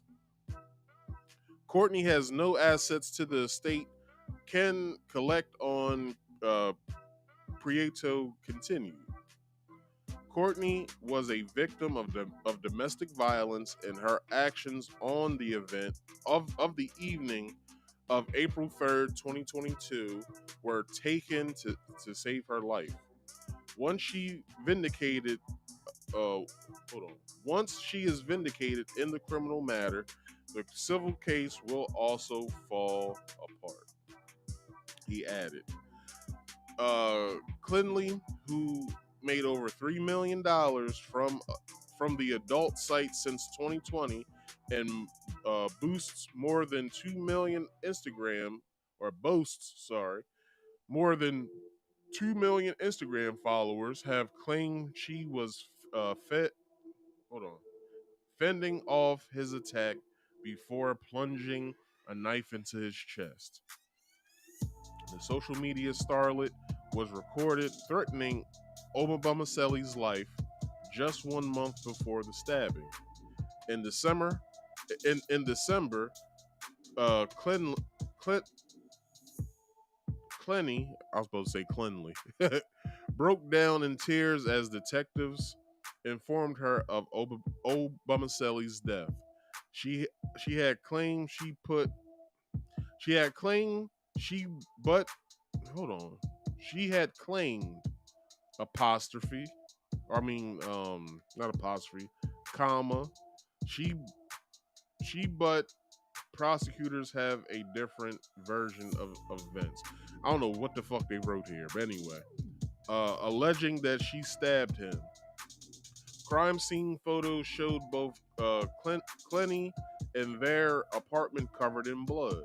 Her defense has pointed out that she had asked for a restraining order against her beau days before the fatal fight, and a security guard in their building told cops he once saw Obamacelli rush at her. But let's hold on before we finish this. Let's unpack that little part right there. So, how do you expect to get a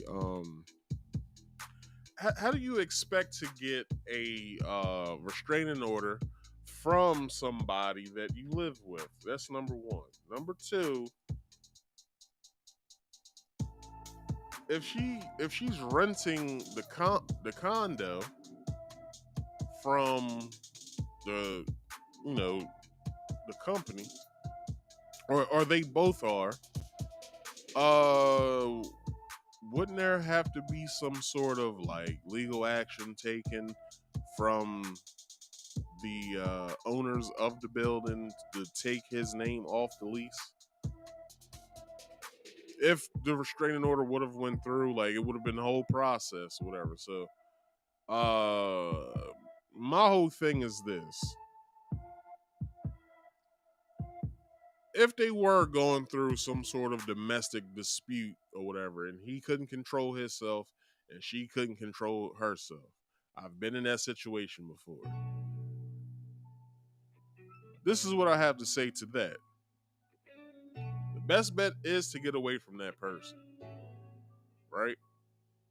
But here's the thing. Depends on how much their toxic asses love each other.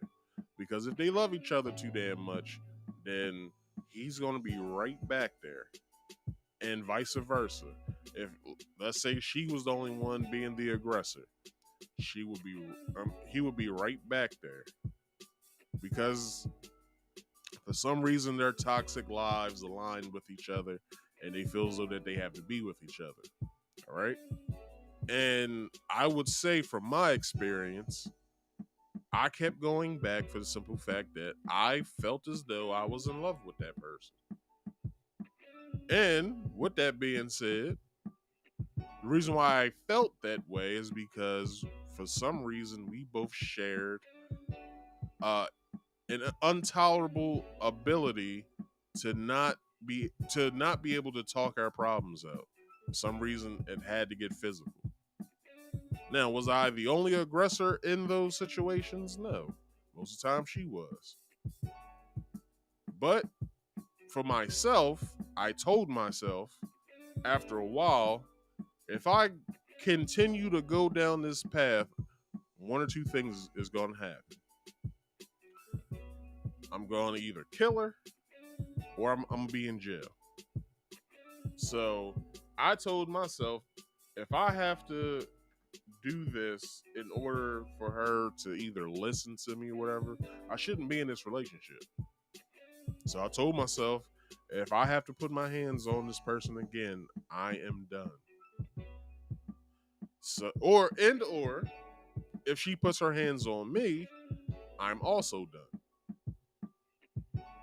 So push came to shove. She put her hands on me after an argument. I left. That's all it is.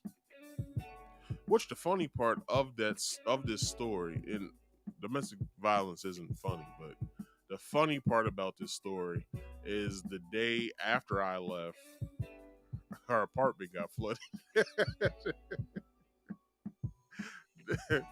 That's the funny part about it.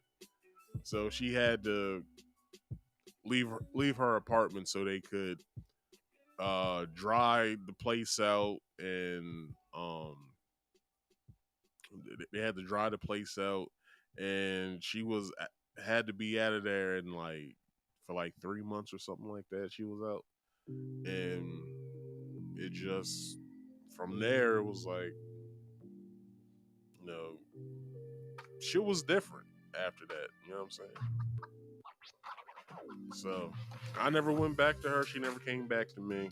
But it was a lesson. It was a life lesson that I can tell my sons, even my daughter, that if you have to do this, best bet, get out of the relationship. It's not worth it. It's not worth going to jail, nor is it worth me sitting at your funeral crying over it. It's not worth it. So to anybody out there that's in a toxic situation like theirs, get out now. Because if you don't, you'll either be carried by 6 or judged by 12. So you take your pick. You take your pick. So to finish this article and to finish the stream, a judge has denied her request for bail. There is no dispute that defendant killed victim in this case. The only factual issue in dispute is whether defendant was acting in self-defense, the judge ruled. So that's it. That's it, and that's all for today's show, people. I had fun. I hope you guys did as well. So the way that we usually end the show is I give a nice brief summary.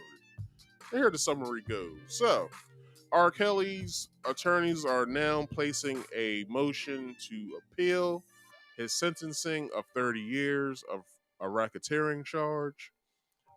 He got that RICO charge by the fact of that he was operating a criminal enterprise, but no other defendants was there with him. So it's hard to have a criminal enterprise if you're the only criminal in the enterprise. So who knows? So either if he did or if he didn't do it, he still deserves his day in court. He deserves a fair and speedy trial. So I don't know why people are really fighting this right now, because to be honest, it's whack that this man had to be dealt with the way that he did because of speculation and I'm forgetting the other word that I'm trying to figure out here. Whatever, because of speculation and people watching the Surviving R. Kelly docuseries. So, we'll find out what's going on with that once he goes back to trial, or even if there is a trial that comes after this. Who knows? What the Jonathan Majors thing, I hope he gets exonerated, because there's really no reason that he should be getting railroaded the way that he is, because the boy's a good actor. The boy deserves to be in every single movie he dreams of being in. And he gives me like modern day Denzel Washington vibes. So, if he's, which I do think he's innocent from all of this. I believe that he didn't do all the things that the woman said that he did, and then recanted her statement and said that he didn't do it. And then all of these women coming out saying, well, he did that to me too. It's like, I don't believe that. I don't believe it until I see the trial. So we'll wait until the trial comes and we'll see what happens from there, which I'm pretty sure we won't get to know anything. So, and with this whole Onlyfans model who killed Christian Obamaselli, bitch, you deserve to be in jail for your bullshit. Even though if he was an aggressor, you chose to take somebody's life. So even though if it was self-defense, you should have just knocked him out with a frying pan. But you chose to kill him. So, bitch, do your time. You got a life sentence to look ahead. You might as well get masculine and had them young girls who come in after you look on that nasty cat of yours and call it a day. How about that? All right, people, we're about to get on up out of here. So, here comes the theme music. So, everybody, if you are listening to my voice, if you could, please like this video, share this video, and subscribe if you are new here. Hit that bell icon to all. All right. Everybody, every Friday and Saturday, I do a stream. Friday, I do my game stream on this channel, Marcus Speaks, which the show is called Marcus Speaks Play. You can only catch it here, and then you can catch the replays here on YouTube and also on Rumble. But I also do my podcast here on Saturdays called Marcus Speaks Play, not only here on the Marcus Speaks channel on YouTube, but also on Rumble. Both shows stream live at 6:30 p.m. Eastern Standard Time every weekend, so please come and tune in. You won't be disappointed about any of the information that I bring forward to you guys, because, I'm here to have fun, you know what I'm saying?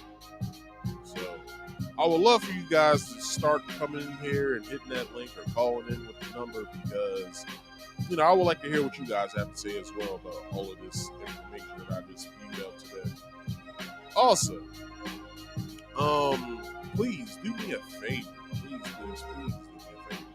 Subscribe to this here channel. Also, hit the links hit this link if you're not already done so, but just right there, right down there is the subscribe button. Hit that subscribe button, all right? And hit that bell icon to all. Also, please go to my Rumble.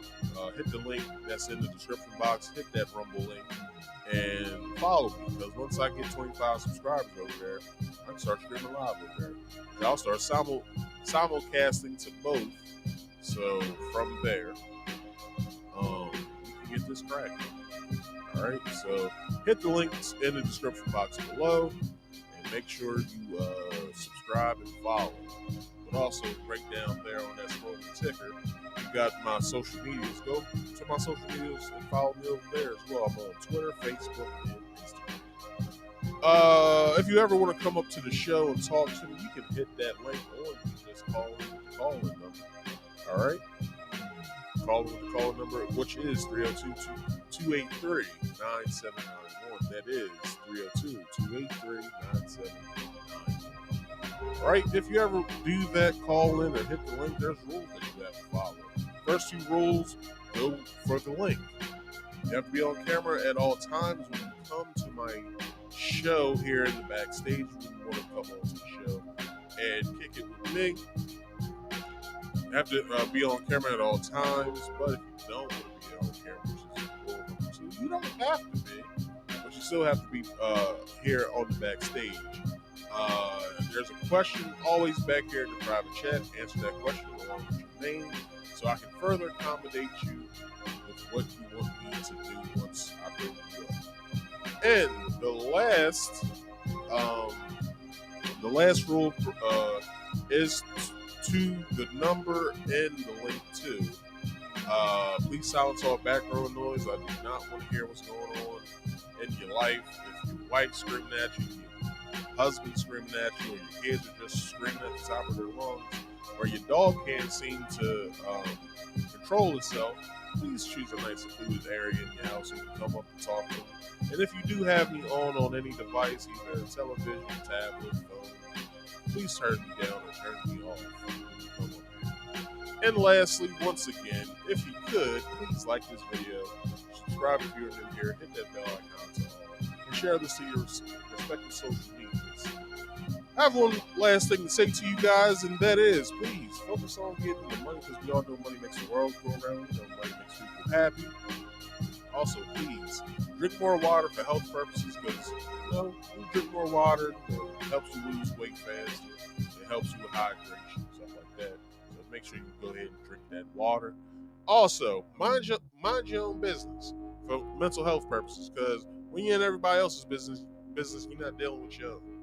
So make sure you deal with your own problems. And also, above all, if you don't believe a goddamn thing that I said to you tonight, well, believe this. Do your own goddamn research. It helps you in the long run. I have been Marcus. This has been Marcus Speaks. I thank y'all for watching, and I'll check you guys out next Friday, because I will be playing Star Wars Jedi Survivor. So come back next Friday, check me out, and you won't be disappointed. All right, y'all. That's the end of the show. Peace out.